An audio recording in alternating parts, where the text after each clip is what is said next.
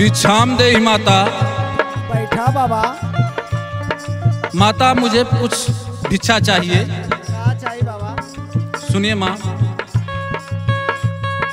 आयल बजोगी तोहरी दुअरिया, आयल बजोगी तोहरी दुअरिया, गुदरिया दई दहे माई हो। आयल बजोगी तोहरी दुअरिया, गुदरिया दई दहे माई हो। आयल बजोगी तोहरी दुअरिया, गुदरिया दई दहे माई हो। माँ मेरी बात सुनो। सातों सतिया के दूधवा है माई, अचरा तो पी पियावलू हो।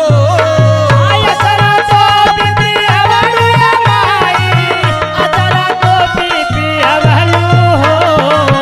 अचरा तो पी पियावलू माई, अचरा तो पी पियावलू हो। आई समैया बाबू चल गई हैं, जकरा से तनावा पवली हो। जकरा से तनावा पवली माई, जकरा से तनावा पवली हो। जकरा से तनावा पवली माई, जकरा से तनावा पवली हो। इतने नहीं माता सुनो।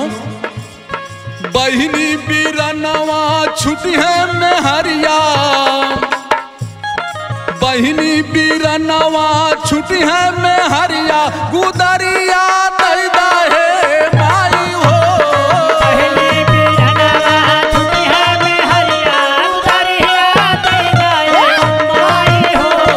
पहली बीरनवा छुटी है मेहरिया, गुदरिया दई दहे माई हो। माता मेरी बात सुनो। इस संसार में कौन अपना है कौन पराया है। ना बेटा ना बेटी है माई, ना संगी और साथी हो। ना संगी ना साथी माई, ना संगी ना साथी हो। ना संगी ना साथी माई, ना संगी ना साथी हो। सुनो माँ। धन दौलत कुछ काम नहीं है, महल या घोड़ा हाथी हो।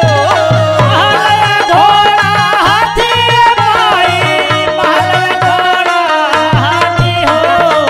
महल घोड़ा हाथी माई, महल घोड़ा हाथी हो।